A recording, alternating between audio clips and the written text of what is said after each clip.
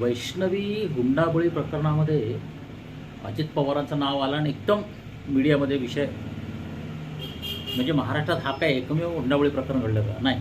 पण जेव्हा त्या कुटुंबाने अजित पवारांचं नाव घेतलं, पीपल जम्प इन. जसं धनंजय मुंडेंच्या बाबतीत झालं, वाल्मिक कराडचं नाव आलं की सगळं. एक तर पुण्याचे पालकमंत्री, परत महिलेचा विषय, आणि परत अजित पवारांना पण मेसेज द्यायचा आहे. आता अजितदादांनी हे सांगितलं की बाबा माझा काही संबंध नाही, मी लग्नाला गेलो होतो.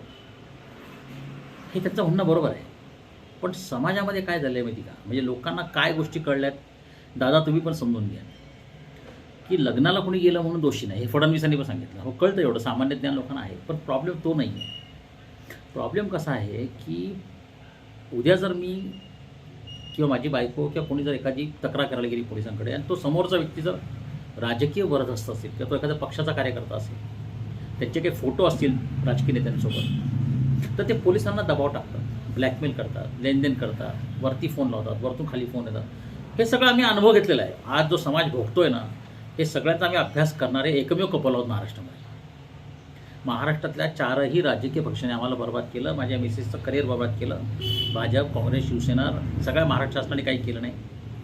आम्ही पवार, ठाकरे, मुंडे, गांधी सगळ्या फॅमिलींकडे संपर्क केला, नेत्यांकडे गेलो, मुख्यमंत्र्यांकडे गेलो, काही झालं नाही. याच महाराष्ट्रात माझी बायको ज्ञानेश्वर प्रवचनकार, डॉक्टर, तिचं घरदार सगळं बर्बाद केलं गेलं. तिला गुन्हेगार ठरवलं गेलं, तिला मारलं गेलं, तिला आत्महत्येचे प्रयत्न, तिने जिवंतपणे मृत्यू झेललेला आहे, नरकयातना भोगलेल्या आहेत. संजय राऊत साहेब नरकयातनाबद्दल मी तुम्हाला सांगतो.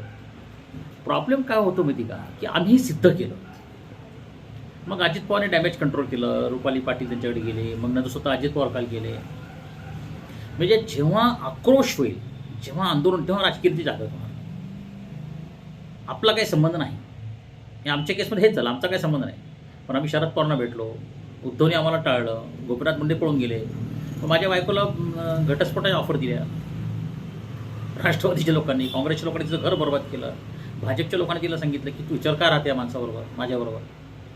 आत्तामध्ये तिच्या आईने स्वतः तिला घटस्फोटाची ऑफर केली. पोलिसांकडे कंप्लेंट आहे माझी, फडणवीसांकडे कंप्लेंट आहे. काय झालं नाही. जोपर्यंत राजकीय लोकांची बदनामी होते, हे जागे होत नाही. प्रॉब्लेम काय आहे माहिती का, हे राजकीय पक्षांमध्ये जे कार्यकर्ते आहेत ना, ह्यांच्या टोळ्या तयार झालेल्या आहेत. दादा तुम्ही लक्षात घ्या, दादा, फडणवीस, एकनाथ शिंदे, तुम्ही सगळे लक्षात घ्या, होतंय काय खाली. तुमच्या नावाचा दुरुपयोग करायचा नाही, सत्तेचा दुरुपयोग करायचा नाही, ह्याचा तुम्ही राजकीय कार्यकर्त्यांना प्रशिक्षण दिलं पाहिजे. हा ह्यातला धडा आहे. माझा संबंध नाही असं म्हणून चालणार नाही. तुमचा संबंध आहे हे कार्यकर्ते दाखवतात.